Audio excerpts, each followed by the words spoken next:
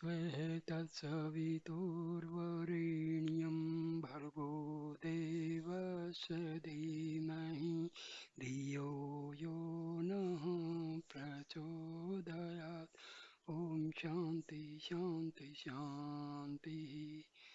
नमस्कार मेरे दोस्तों, आज मैं एक वीडियो आदि शंकराचार्य का बहुत ही उत्तम ग्रंथ आत्मबोधा के बारे में ये वीडियो बना रहा हूँ। आत्मबोधा में कुल 68 श्लोक हैं और ये आदि शंकराचार्य की वेदांता का बहुत ही प्रसिद्ध ग्रंथ है और ये आदि शंकराचार्य द्वारा लिखा गया बताया जाता है।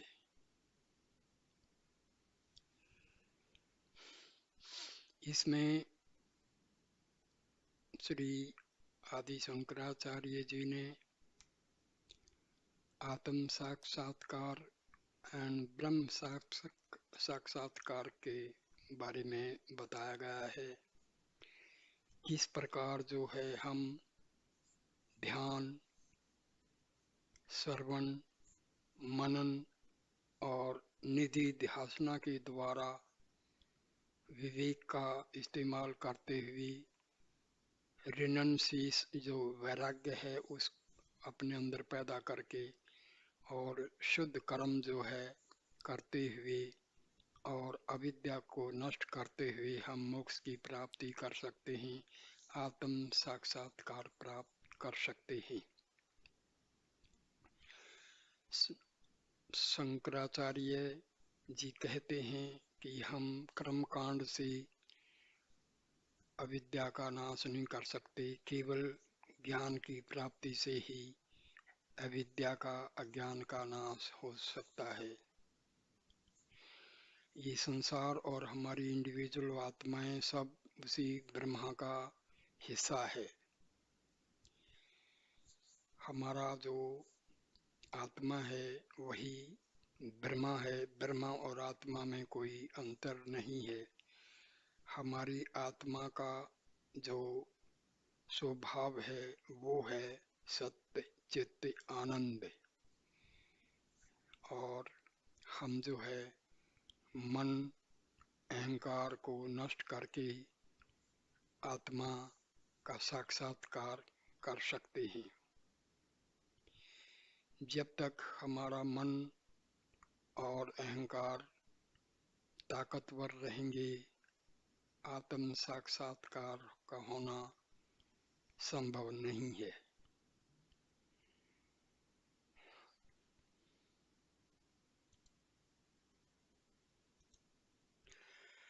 पहला श्लोक।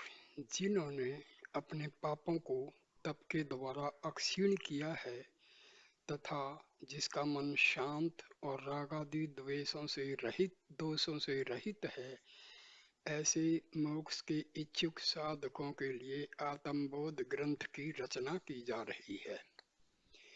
जिस प्रकार अग्नि भोजन पकाने के लिए प्रत्यक्ष साधन है, उसी प्रकार मोक्ष के लिए प्रत्यक्ष साधन ज्ञान मात्र है। बिना ज्ञान के मोक्ष कभी भी संभव नहीं होता है। मैंने संस्कृत का जो श्लोक है उसकी बजाय उसकी जो ट्रांसलेशन है वही दे रहा हूँ, इससे सबको समझने में आसानी रहेगी। शंकराचार्य जी जो थे ना, वो कर्म कांड की बजाय आत्मा की और ब्रह्म की, जो ब्रह्म ज्ञान और आत्म ज्ञान पर ज्यादा ध्यान देते थे। उनका कहना था कि कर्म कांड से जो दोष हैं आत्मा पर वो जल्दी, मतलब जैसे अज्ञानता है वो हटती नहीं है। केवल अज्ञानता को हटाने के लिए जो है ज्ञान रूपी तलवार की जरूरत है। तीसरा श्लोक। अज्ञान को नष्ट करने के लिए कर्म साधन रूप नहीं हो सकता, क्योंकि कर्म अज्ञान का विरोधी नहीं है। जैसे प्रकाश ही घोर अंधकार को दूर कर सकता है, वैसे एकमात्र ज्ञान ही अज्ञान का विरोधी होने के कारण उसे नष्ट कर सकता है। यही जो थे महर्षि रमन का भी जो विचार था, यही था।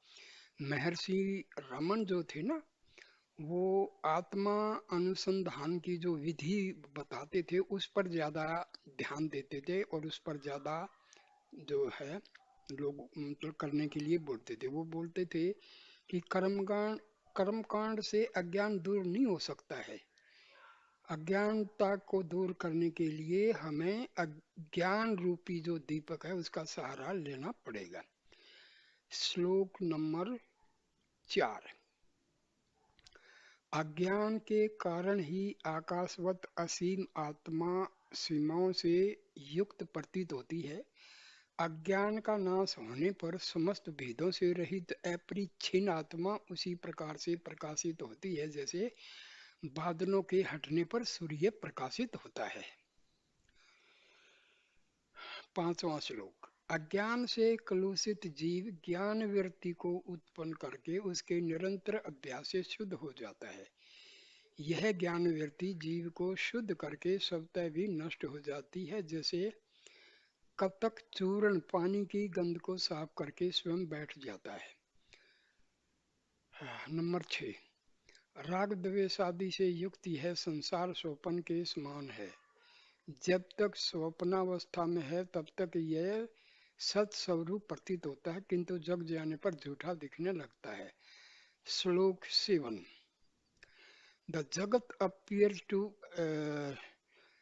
जगत तब तक सत्य प्रतीत होता है जब तक उसके अधिष्ठान अद्वय स्वरूप ब्रह्म का साक्षात्कार नहीं होता है।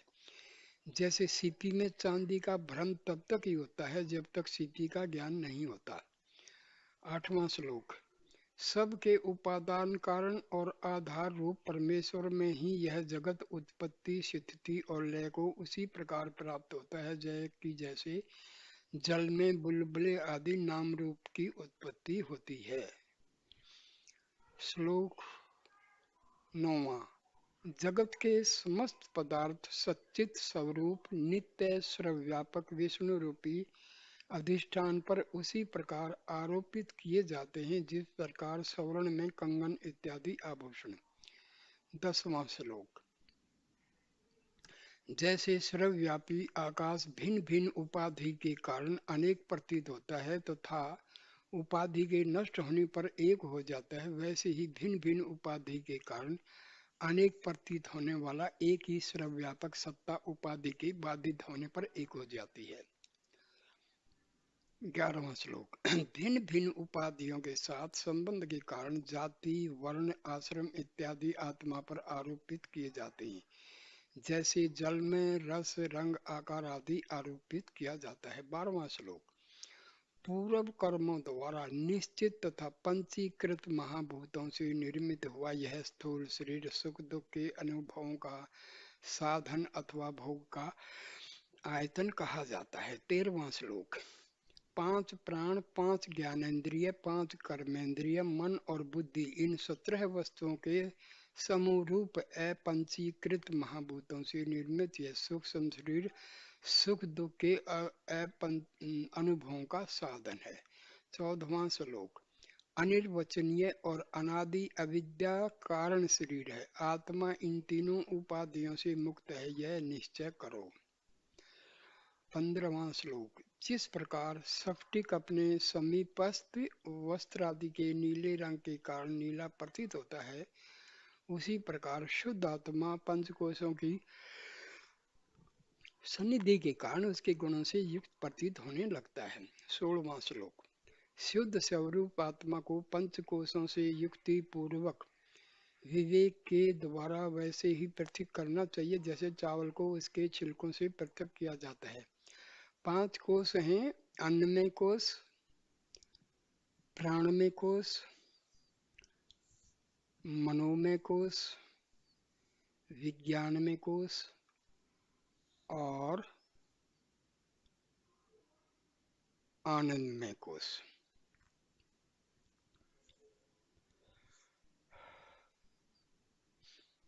17वां श्लोक।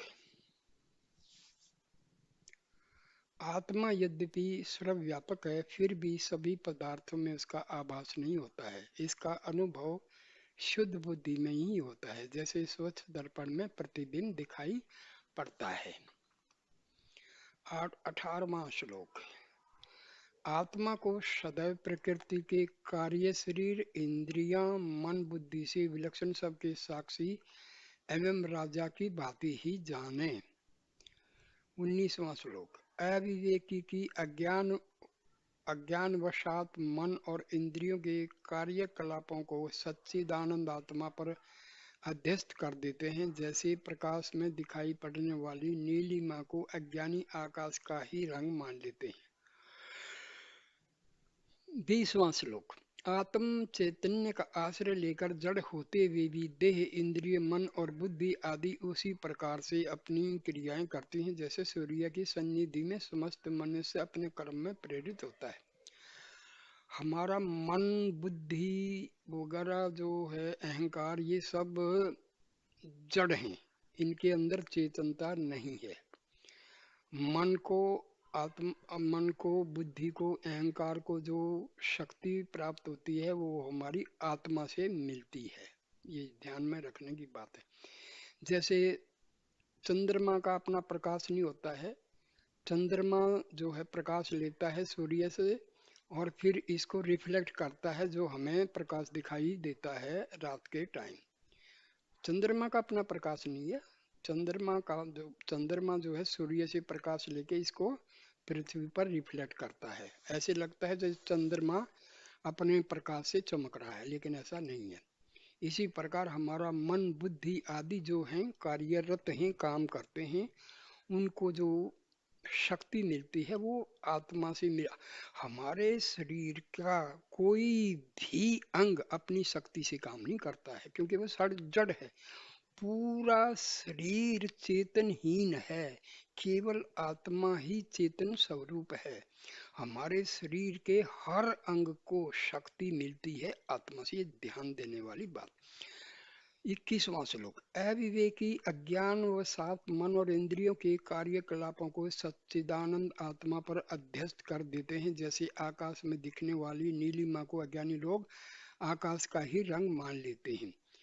22वां। जैसे अज्ञान के कारण जल की चंचलता आदि उसमें प्रतिबिंबित चंद्रमा की मान ली जाती है, वैसे ही मन के कर्तापन आदि उपाधियां अज्ञानवशात आत्मा के गुण मान लिए जाते हैं।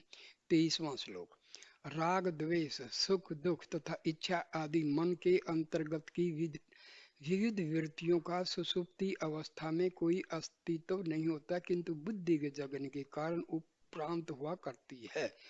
इससे यह सिद्ध होता है कि यह समस्त विकार बुद्धि के हैं, आत्मा के नहीं है। 24वां श्लोक। जैसे सूर्य का स्वभाव प्रकाश स्वरूप, जल का शीतलता और अग्नि का उष्णता आदि है, वैसे ही आत्मा स्वरूप सच्चिदानंद नित्य एवं सिद्ध स्वरूप ही है। 25वां श्लोक। आत्मा का सत्य, चित्त, अंश और बुद्धि वृत्ति, इन दोनों के अविवेक पूर्ण संयोग से मैं जानता हूँ, इस वृत्ति की उत्पत्ति होती है। 26वां श्लोक। चेतन स्वरूप आत्मा में कोई विकार नहीं हो सकती तथा जड़ बुद्धि में जानने का सामर्थ्य नहीं हो सकता। चिदाभास रूपी जीव अपने अज्ञान और अविवेक के कारण अपने को मात्र कर्ता, दृष्टा आदि मानकर मोहित होता है।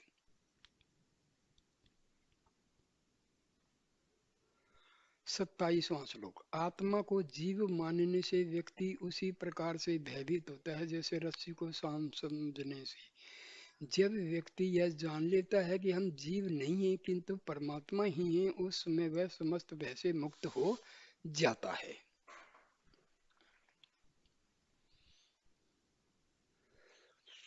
ये लोगों को थोड़ा भ्रम हो जाता है।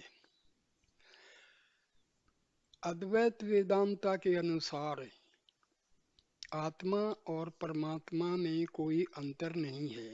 आत्मा ही परमात्मा है, परमात्मा ही आत्मा है।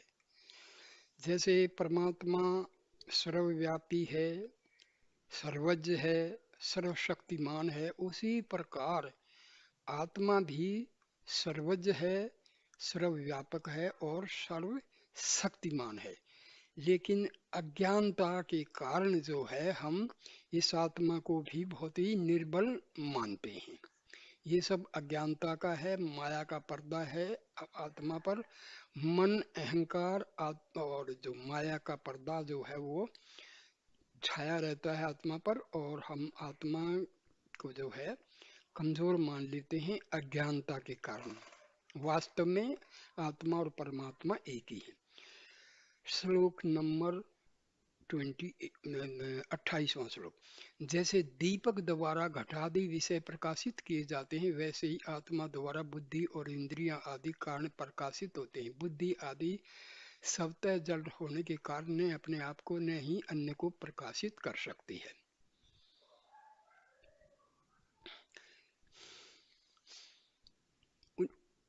29वां श्लोक। जैसे दीपक को स्वयं को प्रकाशित करने के लिए अन्य दीप की आवश्यकता नहीं है, वैसे ही ज्ञान स्वरूप आत्मा को स्वयं को जानने के लिए अन्य ज्ञान की आवश्यकता नहीं है। 30वां श्लोक। नेति नेति श्रुति वाक्यों के द्वारा सभी उपाधियों का निषेध करके महावाक्य द्वारा लक्षित जीवात्मा परमात्मा की एकता को जाने।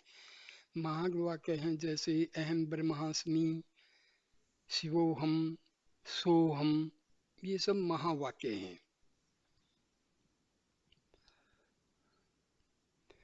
31वां श्लोक। अविद्या अर्थात कारण शरीर से स्थूल शरीर तक सब शरीर दृश्य है, पानी के बुदबुदों की भांति नाशवान है, इससे सर्वथा विलक्षण निर्मल तत्व ब्रह्म हम है ऐसा निश्चय करें।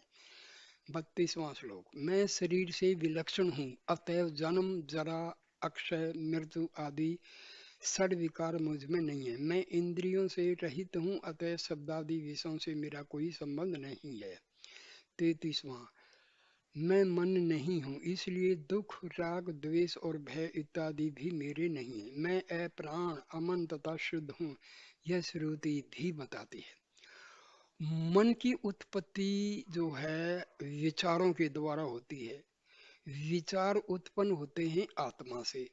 जब ये विचार लगातार आत्मा से उत्पन्न होते रहते हैं तो विचारों की इस श्रृंखला को मन का नाम दिया जाता है। फिर बुद्धि, अहंकार, ये मन के ही जो है स्वरूप हैं। ठीक है। तो मैं ये जो अपनी आत्मा को हम शरीर मान लेते हैं, ये अहंकार है। इसको अहंकार का नाम दिया गया है, और ये अहंकार ही सब विचारों को पैदा करने वाला और सबसे बड़ा जो मूल कारण है विचारों का निरंतर आत्मा से पैदा होना, वो है हमारी वासनाएं। और ये वासनाएं जो पिछले लाखों, हजारों, करोड़ों जो जन्म हमने लिए हैं, वो जो वासनाएं हैं वो जम के बैठी हुई हैं। तो आत्म साक्षात्कार, ब्रह्म साक्षात्कार और मुक्ति के लिए इन वासनाओं को नष्ट करना बहुत जरूरी है। और ये जो ग्रंथ हम जिसका ये वीडियो सुन रहे हैं, देख रहे हैं, इस ग्रंथ से हमें बड़ी सहायता मिलती है। 34वां श्लोक। मैं निर्गुण, निष्क्रिय, नित्य, निर्विकल्प, निर्विकार, निराकार, नित्य, मुक्त और निर्मल हूँ। किसको कह रहे हैं? आत्मा को। 35वां श्लोक। मैं आकाश की तरह सबके अंदर बाहर व्याप्त, अपरिवर्तनशील, सदा और सर्वत्र समान, शुद्ध, असंग, निर्मल और अचल हूँ। किसको कह रहे हैं? आत्मा को। जो परमात्मा के गुण हैं वही आत्मा के गुण हैं। 36वां श्लोक। मैं वह ही प्रब्रह्म तत्व हैं जो नित्य, शुद्ध, मुक्त, एक अखंड आनंद, अद्वैय तथा सत्य ज्ञान अनंत स्वरूप है। किसको बोला जा रहा है? आत्मा को। आत्मा ही जो है पर ब्रह्म तत्व है, नित्य है, शुद्ध है, मुक्त है, अखंड है, आनंद है, अद्वैय है तथा सत्य ज्ञान अनंत स्वरूप है। ये सब आत्मा के गुण बताए गए। 37वां श्लोक। इस प्रकार निरंतर अभ्यास से उत्पन्न मैं ब्रह्म हूँ, यह संस्कार अज्ञान और तज्जनित विक्षेप का उसी प्रकार नाश कर देता है जैसे औषधि के सेवन से रोग की निवृत्ति हुआ करती है।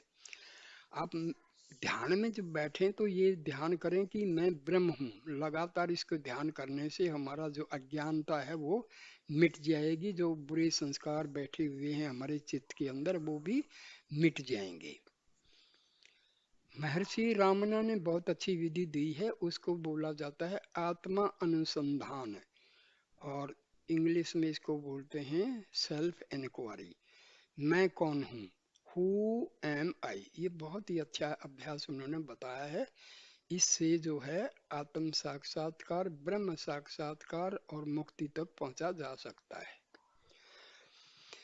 38वां श्लोक। एकांत स्थान में स्थित होकर सबसे राग आदि रहित होकर तथा इंद्रियों को वश में करते हुए अनंत स्वरूप एक आत्म तत्व का अनन्य भाव से चिंतन करें। मतलब आप ध्यान में बैठ जाएं और विचारों को बिल्कुल इग्नोर कर दें, उनको ध्यान मत दें और केवल एक ही ध्यान रखें, मैं आत्मा हूँ। यदि ये जो आत्म तत्व को पकड़ लो तो आपका अज्ञान जो है दूर हो जाएगा, और इसी का नाम है आत्मा अनुसंधान की विधि, सेल्फ इंक्वायरी की विधि। महर्षि रमन ने बहुत ही अच्छी विधि बताई है। 39वां। विवेकी पुरुष विवेक पूर्वक संपूर्ण दृश्य जगत को अपने में विलीन करके आकाशवत निर्मल आत्मा का सदा चिंतन करें। इस पूरे ग्रंथ के अंदर आत्मा का ही जिक्र किया गया है। 40वां श्लोक। परमार्थवित संपूर्ण नाम रूपात्मक जगत के प्रति सत्यता की बुद्धि को त्याग कर परिपूर्ण चिदानंद स्वरूप में अवस्थित हो जाता है। 41वां श्लोक। परमात्मा चिदानंद स्वरूप होने के कारण उनमें ज्ञाता ज्ञान ज्ञेय का भेद नहीं है, एक ही होने के कारण वह स्वयं प्रकाशित है। 42वां श्लोक।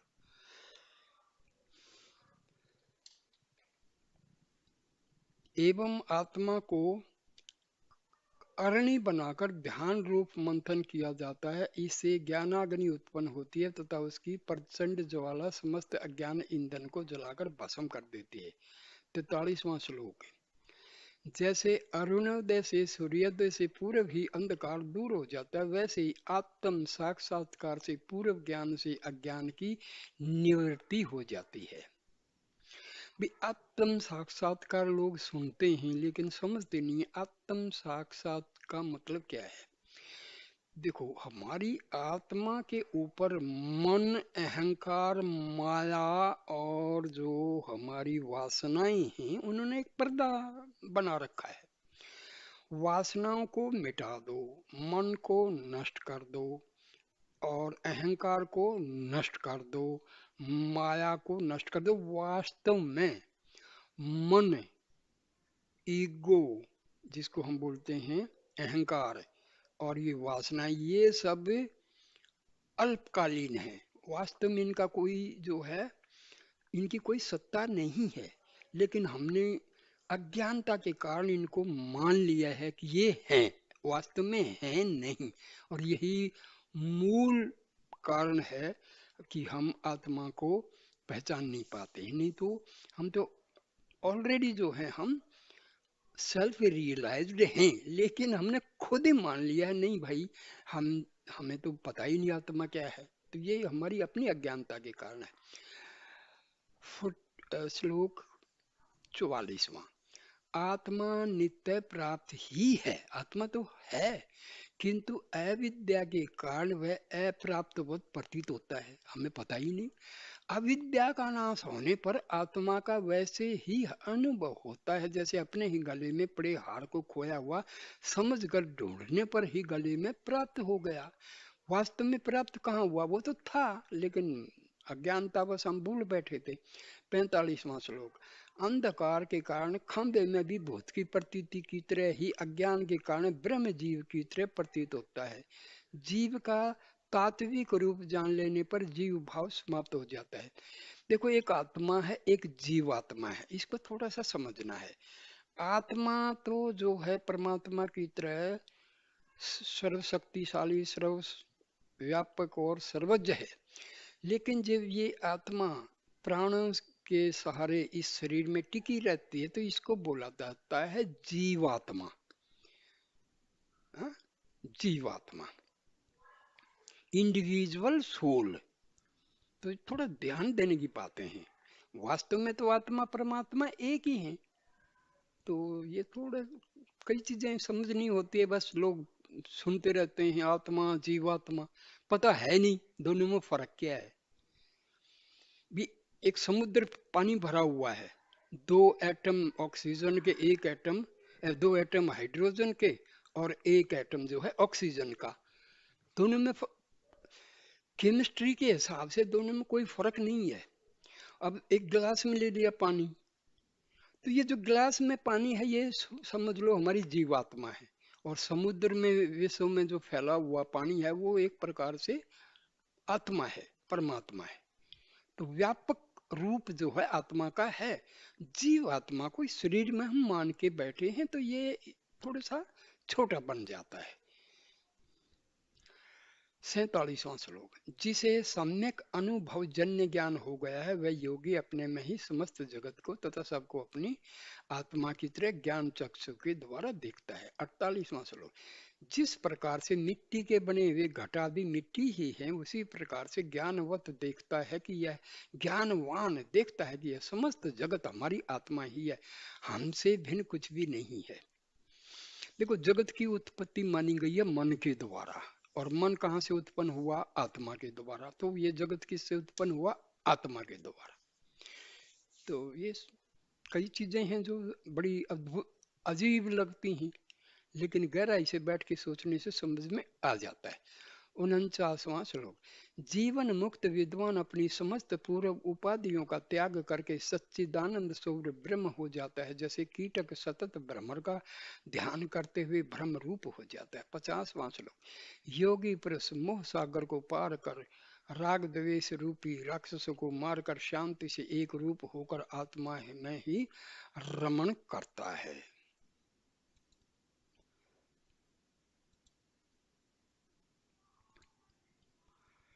क्या 51वां श्लोक।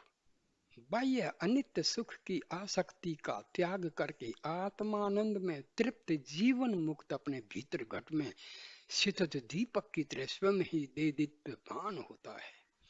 52वां श्लोक। वह मुनि उपाधियों में स्थित होकर भी आकाश की तरह उनके गुणों से अलिप्त रहता है तथा सब कुछ जानते हुए भी अज्ञानी की तरह रहते हुए वायुवत विचरण करता है। 53वां श्लोक। मुनि उपाधि का उन व्यापक तत्व विष्णु में विलय हो जाने पर निर्विशेष तत्व में उसी प्रकार से प्रवेश कर जाता है, जैसे जल में जल, आकाश आकाश में तथा अग्नि तत्व अग्नि में विलीन हो जाता है। 54वां श्लोक। जिससे अधिक इस जगत में न कोई लाभ है, न उससे बढ़कर कोई सुख है तथा उससे महान कोई ज्ञान नहीं है, उसे ही ब्रह्म जानो। 55वां श्लोक। जिसे देखने के उपरांत और कुछ देखने योग्य नहीं रह जाता, जो होने के उपरांत अन्य कुछ बनना शेष नहीं रहता है, तथा जिसे जानने के उपरांत इस जगत में न कुछ जानने योग्य शेष रहता है, उसे ही तुम ब्रह्म जानो। 56वां श्लोक। जो ऊपर भी है नीचे भी है, जो सच्चिदानंद अद्वय अनंत स्वरूप नित्य एकमात्र पूर्ण तत्व है, उसे तुम ब्रह्म जानो। 57वां श्लोक। जिसे वेदांत शास्त्र निषेध लक्षण से लक्षित करते हैं, उन एक अद्वय अखंडानंद स्वरूप तत्व को ही ब्रह्म जाने। 58वां श्लोक। उस अखंड आनंद स्वरूप ब्रह्मानंद के लवलेश पर ही ब्रह्म आदि देवता आश्रित हैं, और वे सभी अपनी अपनी शक्ति के अनुपात में ही उस आनंद का उपभोग कर पाते हैं। 59वां श्लोक। समस्त पदार्थ एक ब्रह्म के द्वारा ही व्याप्त है तथा समस्त चेष्टाएं ब्रह्म के कारण ही संभव है, अतः ब्रह्म समस्त पदार्थों में उसी तरह व्याप्त है जैसे दूध में मक्खन। 60वां श्लोक। जो न सूक्ष्म है, न स्थूल, न छोटा है, न बड़ा, जिसमें न जन्म है, न विकार व परिवर्तन, तथा जो रूप, गुण, वर्ण और नाम से रहित है, उसे तुम ब्रह्म जानो। 61वां श्लोक। जिसके प्रकाश से सूर्य आदि प्रकाश होते हैं, किंतु जो किसी अन्य के प्रकाश से प्रकाशित होता नहीं है, उसे सब कुछ प्रकाशित होता है, उसे तुम ब्रह्म जानो। 62वां श्लोक। ब्रह्म संपूर्ण जगत के अंदर बाहर व्याप्त होकर स्वयं को ऐसे प्रकाशित करता है जैसे तपे हुए लोह के गोलों में अग्नि। 63वां श्लोक।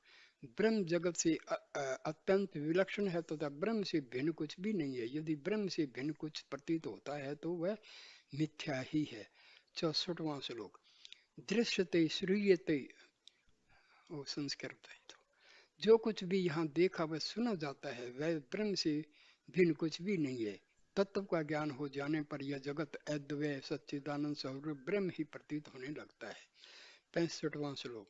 यद्यपि आत्मा सर्वव्यापी सच्चित सच्चित स्वरूप है, किंतु वह ज्ञान चक्षु से ही जानी जाती है। अज्ञान से आवृत आवृत चक्षु के द्वारा उसे देखा नहीं जा सकता। जैसे अंधा प्रकाशित हो रहे सूर्य को नहीं देख सकता। 66वां। शास्त्र के श्रवणादि से ज्ञानाग्नि को प्रज्वलित कर जीव समस्त अज्ञान जनित मलिनता से मुक्त हो सवर्ण की भांति प्रकाशित होता है। 67वां श्लोक। जिस समय हृदयाकाश में उदित होने वाला ज्ञान का सूर्य अज्ञानांधकार का नाश करता है, तब सर्वव्यापक तथा सर्वाधार ब्रह्म स्वयं प्रकाशित होता है तथा अखिल जगत को भी प्रकाशित करता है। 68वां और अंतिम श्लोक। जिस व्यक्ति ने सब कर्मों को भली भांति त्याग कर दिया तथा जो देश काल और दिशा पर अवलंबित न होकर सर्वव्यापक सर्दी गर्मी आदि द्वंद्वों से परे नित्य आनंद स्वरूप और निरंजन अपने आत्म रूपी तीर्थ का सेवन करता है, वह सर्वज और सर्वव्यापक हो जाता है और अमृत तत्व को प्राप्त करता है। ओम तत्सत। ये ग्रंथ का आखिरी श्लोक था। दोस्तों, ये वीडियो यहाँ पर हम विराम देते हैं। कृपा करके इस वीडियो को आप लाइक करें, कमेंट करें, शेयर करें और मेरी जो चैनल है इसको आप कृपा करके सब्सक्राइब ज़रूर कर दें। ये आपकी अपनी चैनल है, इससे हमारी सनातन धर्म की जो है सेवा हम किसी न किसी रूप में कर सकते हैं। नमस्कार मेरे प्रिय दोस्तों, जय श्री